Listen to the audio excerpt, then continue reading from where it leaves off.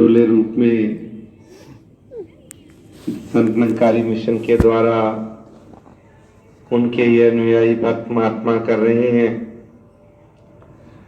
और जहाँ पर इस पार्क में निरंतर शायद रोज सुबह यहाँ के रहने वाले निवासी कोई योग के माध्यम से, कोई कसरत के माध्यम से, जिमिंग एक्सरसाइज या फिर एक सैर के रूप में इस पार्क में इकट्ठा होते हैं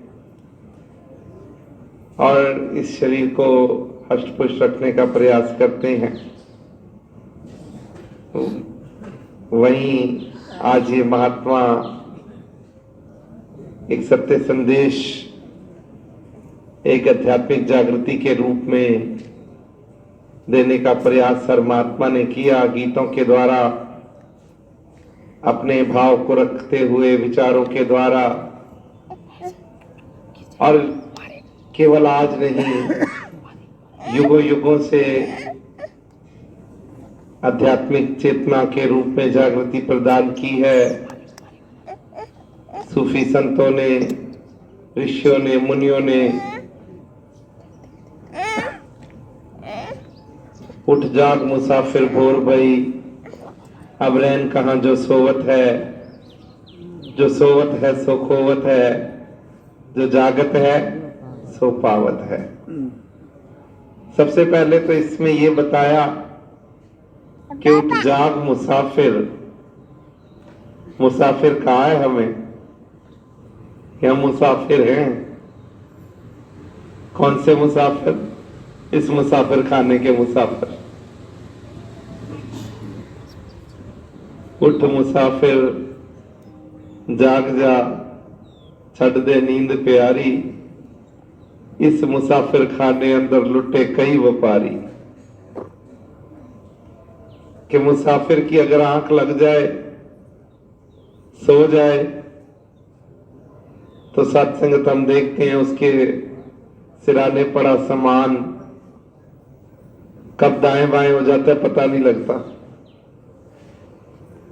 इसलिए महात्मा कह रहे उठ जाग मुसाफिर।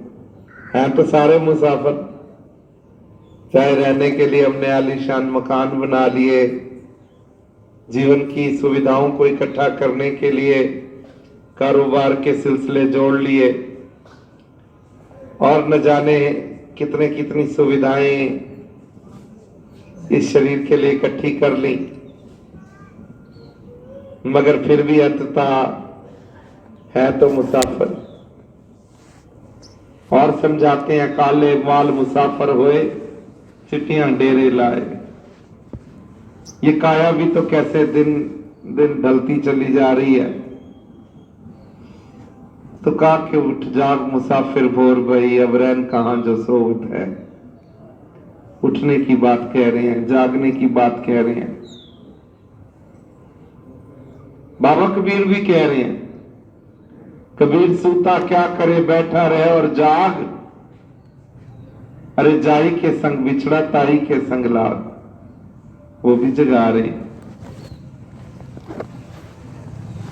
बाबा फरीद भी जगा रहे हैं, उठ फरीदा सुतिया दुनिया पालन जा, मत कोई थीरे बख्शिया तू भी बख्शिया जा। उठ फरीदा सुतिया झाड़ू दे मसीत, तू सुता रब जागदा तेरी डाडे नाल परीत। वो भी जगा रहे हैं। नौवें पातशाह श्री गुरु तेग बहादुर जी साहब बाणी में जगा रहे हैं, जाग ले रे मना जाग, कहां गाफल होया, जो संतन तेरे उपजा सो भी संग ना होया। वो भी जगा रहे हैं। शहनशाह बाबा अवतार सिंह जी महाराज जगा रहे हैं, कानू गाफल होके सुते हैं, अखा मीट के है इंसान, जाग के अपना कम मुका ले जिस लई आए विच जहान। वो भी जगा रहे हैं। किसको जगा रहे हैं? क्यों जगा रहे हैं? और कौन सा जगा रहे हैं? ये वो जगाना नहीं है ना ये वो सोने की बात कर रहे हैं जो रात को हम 9 बजे, 10 बजे, 11 बजे सोते हैं। ना ये उस जागने को बता रहे हैं कि जो हम प्रातःकालीन जागते हैं। ये महात्मा हमारे सोए हुए मन को जगा रहे हैं। जो मन सो गया गफलत की नींद में, जो मन एक सपने की तरह आंख लगा ली इसने इस संसार में, उसको जगाने का प्रयास कर रहे हैं। जाग ले रे मना जाग, मना मन को कह रहे हैं कि जाग ले रे मना जाग। क्योंकि ये मन जो है 83,99,999 जोनियों में सोया ही रहा। भोग जोनियां थी ना, खाया पिया सोया, खाया पिया सोया, बस यही काम किया। अब ये कर्म जोनी में आया है। और कहीं जिसको बड़े भागों से कह रहे हैं, बड़े भाग मानुष तन पावा, इस काया के लिए तो कह रहे हैं कि 83,99,999 जोनियां भोगने के बाद ये काया मिली है, ये शरीर मिला।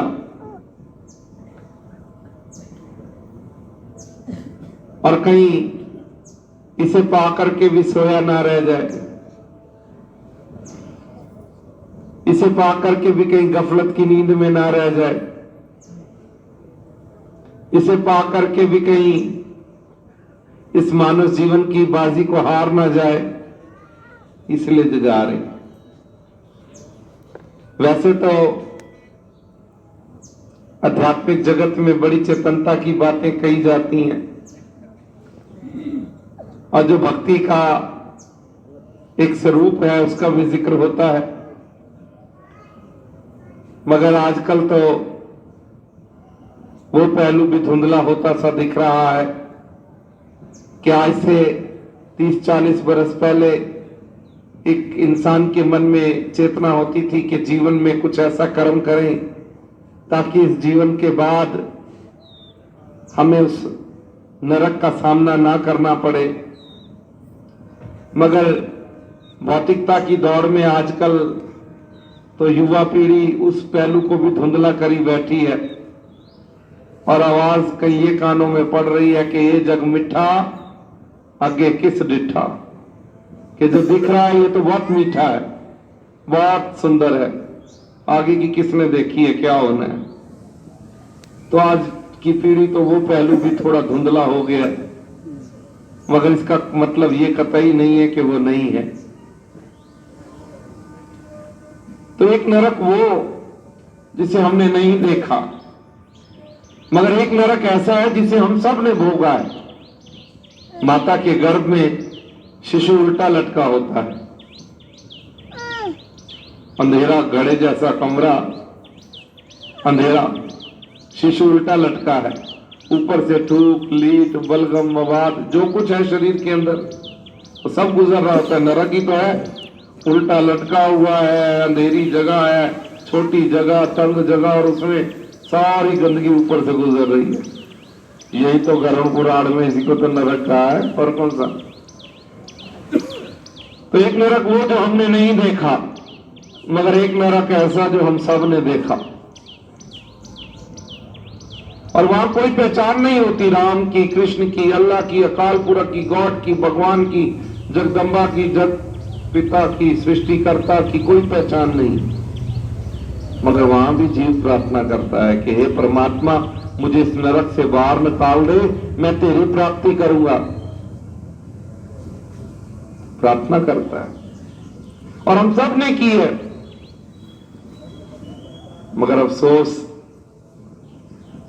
दुनिया में कदम रखते ही दीन छोड़ दुनी चित लाया, दीन को भूल जाता है, दुनिया में लग जाता है। इसलिए महापुरुषों को मैयार खींचना पड़ा, बुढ़ा होया शेख फरीद कमन लगी दे, जे 100 वरियां जीवना तावन हो सीखा है। कि कोई 100 साल भी जिए, आखिर तो राख ही होना शरीर ने। आखिर तो मिटना है, जाना है। इसीलिए महात्मा समझाते हैं, उम्र हुई 10 पढ़ाई च गया फंस। 100 साल को भी डिवाइड करके बताया, उम्र हुई 10 पढ़ाई च गया फंस। कहते 10 साल की उम्र होती है, घर का हर इंसान आते जाते कहता है पढ़ पढ़ बेटा, पढ़ ले। भाई आता है पढ़, माँ आती है पढ़, जो आता है वो कहता है पढ़। उम्र हुई 10 पढ़ाई च गया फंस। उम्र हुई 20 छड़ी ना जाए गली। यौवन अवस्था होती है, गली नहीं छूटती। माँ कहती है रोटी खा ले, अभी आता हूं, दोस्तों के साथ खड़ा हूं, अभी आ रहा हूं, अभी आ रहा हूं। उम्र हुई 30 मन्ना पुत्र जमे थी। कामनाओं में रिस्पॉन्स में फर्क। उम्र हुई 40 गल पई पंजाली। चिंताएं घेर लेती हैं, बच्चों की पढ़ाई का वक्त है, उनकी फीसें इकट्ठी करनी है उनका। उम्र हुई 50 चढ़न लगा सांस फूलने लगता है। योगा नहीं किया तो पहले भी फूल सकता है। उम्र हुई 60 हाथे च आ गई लठ। उम्र हुई 70 लोकी कहन 72, कहते 72 हो गया। उम्र हुई 80 मांगोगे दूध मिलेगी लस्सी। क्यों? डाइजेशन प्रॉब्लम होती है। बच्चा बुढ़ा एक समान, तरल पदार्थ दो। उम्र हुई 90 कोई नाल न बवे, कोई साथ नहीं बैठता। जनरेशन गैप है। कहते हमने कहना कुछ है, इन्होंने समझना कुछ है, और जो इन्होंने समझना है वो हमारी तो समझ से ही परे है। हमारे साथ भी होना है। आज से और 50 बरस बाद हम कहेंगे ऐसा समा आया था, दुनिया रुक गई थी, सब कुछ बंद हो गया था, सब कुछ ठहर गया था। तो बच्चे कहेंगे हैं ऐसे हो सकता है? ये कौन से युग की बातें कर रहे हो? ऐसा नहीं, ऐसा नहीं हो सकता। फिर उनको कहेंगे जेड़ा हाथी पुर्जा है ना, गूगल कर देख, हुआ था ऐसे। दुनिया ठहर गई थी, दुनिया रुक गई थी, आया था ऐसे समय। तो उम्र हुई 90 कोई नाल न बवे, कोई साथ नहीं बैठता। उम्र हुई